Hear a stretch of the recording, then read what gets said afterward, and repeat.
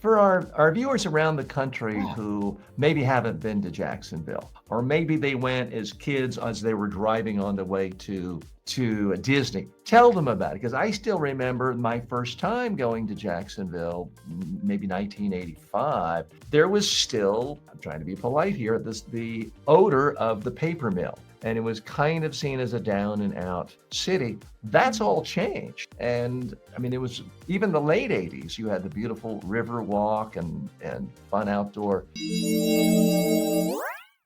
Yeah, so cafes, restaurants. Tell us what it So looks like now. Jacksonville has come along. Jacksonville has been discovered.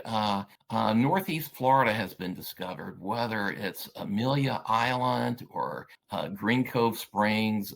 They're attracting lots of retirees. It's attracting lots of people that want to start their families here. It's a great place to raise a family, but it's also a great quality of life. And Scenic Jacksonville's played an impact in that. And one of the things that we did was we had a municipal charter amendment made to regulate our signs and billboards. We had over 1,800 billboards removed from our county. We had a tree canopy ordinance adopted to further enhance preserving and encouraging trees in the community. And then a number of us, 7 of us, in fact, formed a group called Riverfront Parks Now. And we basically have championed for riverfront parks to be developed along our downtown.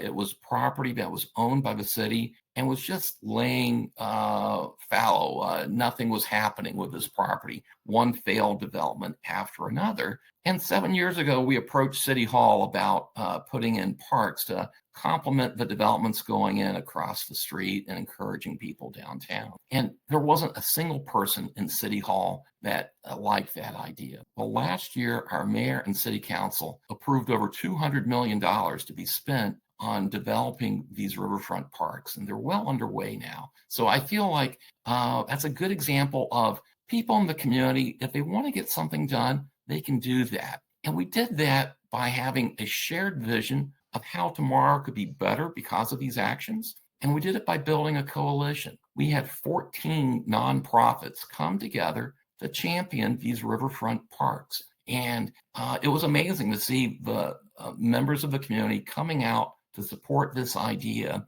and to basically say, hey, we have tried private development along these parcels. The city has subsidized these private developers and they've all failed. And as a result, we have foreclosed and taken back this property. Let's do something different. And it's happening, and our downtown will be better for it. Our way of life and community will be better. So quite proud of that. Now, you started this discussion by talking about family, the importance of family. We live in a time when a lot of kids don't know one of their parents or only have one parent, and that can be a tough upbringing. I think you and I had something similar in that we both had, lucky to have great parents. I think my father was an engineer, if I recall yours was too. I know your mother, like my mother, was very influential. My mother, and people maybe could say she's crazy, she told me every day when I was a little boy, Timmy, as she called me, you're the smartest boy in the world and you're the smartest boy in the universe. I mean, she said that again and again. I know your mother was perhaps your biggest fan when she was alive. I well remember her sending you news clippings about what's going on in Jacksonville when you were 18 years old and you went off to college, and you were again, full disclosure, you were my next door neighbor in our dorm at Duke University. Did this ultimately convince you to move back to Jacksonville? Because let's face it, you're a graduate of the top law school in America. You could have easily gone the route of going to New York City, being a part of the swells in New York City, and instead you went back to the community that you were raised in. What role did your mother play in that? And what ultimately made you decide to go back to Jackson? Well, that's a great question, TJ, and thanks for giving me an opportunity to talk about my mother. I think she and my father were great parents, and they not only provided for me, but they instilled the right values and gave me the right confidence and outlook on approaching life. And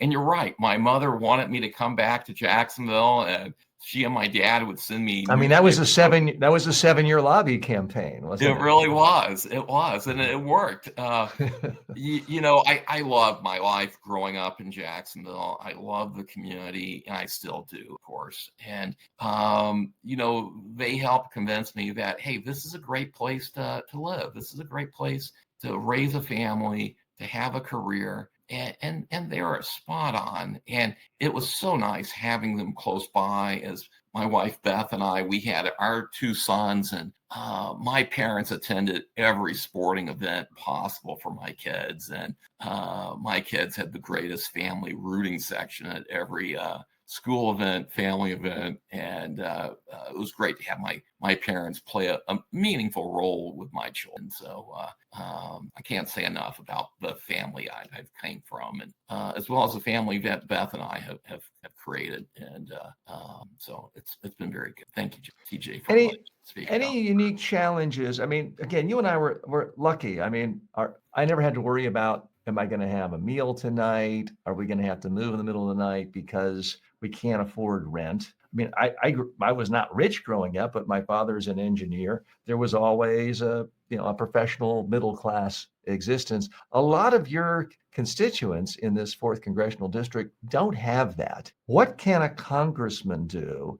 Even assuming your party takes control again, it's not going to control the White House or likely the Senate. What can you do to actually create a more stable personal economy for individuals in the district? TJ, that is probably the question that more people are concerned about than even the constitutional crisis that we're seeing happening in DC. It's why we're seeing this swing of the pendulum far as, okay, we'll have Biden in, no, we'll have Trump in. Now we're going to have someone else in after Trump. And it's so many people that are struggling with their day-to-day affordability issues, and keeping that roof over their heads, keeping their family fed, that is causing a lot of this political turmoil. And so how do we address the economic turmoil? Well, I think having a Congress that is aware is the first step. I recently went through the Leadership Jacksonville program in Jacksonville. It was a great program. It's a year-long event where they bring 55 people in to learn about Jacksonville and the issues it's facing. And one of the sessions really highlighted this issue, and it focused on the United Way's ALICE campaign. And that's really an awareness campaign. And ALICE is an acronym for Assets Limited, Income Constrained, but Employed. And so many people in our district, the 4th Congressional District, are within that ALICE demographic. If I recall the statistics, it's about 45% of the 4th Congressional District is viewed as an ALICE population. And so these people are playing by the rules. They've got a job, oftentimes 2 or 3 jobs, and they're still struggling to make ends meet. And that needs to change. TJ, when you and I first got out of college, we were in the ALICE demographic. Everyone is in that ALICE demographic. You got your first job. You're never sure how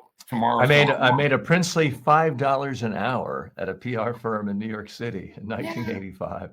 Yeah. But you and I were fortunate enough to grow out of and work out and advance out of this ALICE demographic. And we're not seeing that happen. We're not seeing the same percentage of people moving beyond the ALICE demographic.